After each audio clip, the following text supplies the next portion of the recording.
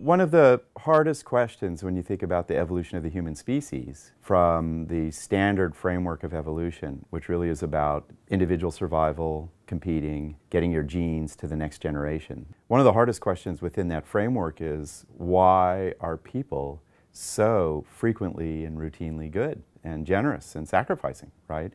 And most people think that Darwin had this idea of survival of the fittest, that really it's the most ruthless and bloodthirsty who really thrive and survive.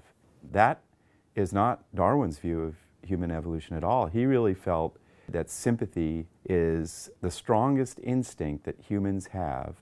Communities that have the most sympathetic members will flourish and raise the greatest number of offspring. That notion of Darwin's led to this sense that out of the vulnerability of our offspring emerged, first of all, social structures like cooperative caregiving, and then also physiological systems shaped by evolution to help us take care of the carriers of our genes, our offspring. We have learned from neuroscience down at UCLA that if you feel physical pain, a part of your brain lights up, and if I see you have that physical pain, the same part of my brain lights up. It's as if we're wired to have the same experience of other people. Empathy is this really complicated task. It really engages the frontal lobes, these newer regions of the cortex that are involved in more complex symbolic processes like language and imagining the future. Because empathy requires that you think there's someone else out there who has feelings and thoughts that may be different from mine. That's a really complicated cognitive achievement.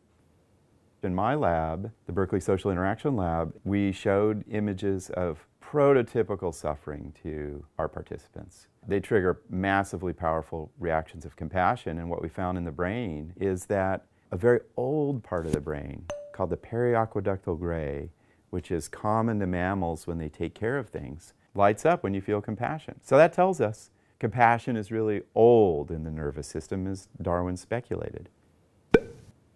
My students and I got really interested in social class. What does it do to the human mind? Our lab and other labs are interested in something called the vagus nerve. It's the longest bundle of nerves in the human nervous system. In our research, compassion, the feeling of caring for someone in need, activates the vagus nerve. Lower class individuals, if we show them images of suffering, they have a vagus nerve response. You don't see that in upper class individuals. It literally is a compassion deficit that's produced by lots of wealth. Next set of studies on charity.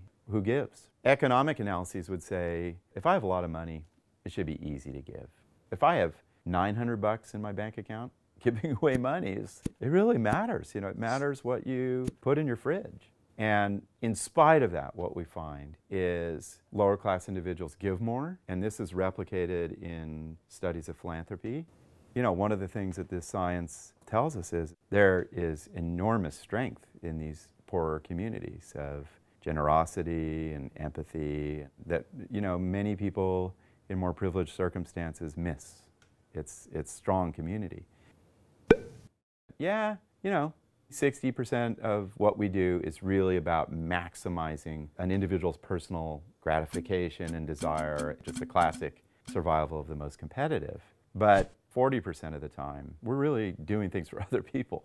And we sacrifice and we risk exploitation and we still do it. And not only that, but it actually becomes personally fulfilling and inspiring to engage in that work. We find these secondary delights in acting on behalf of others. And I think that it really requires that we have to redefine human self-interest. The great ethical traditions have always been encouraging this. And now we're seeing the science say, yeah, the brain really cares about other people.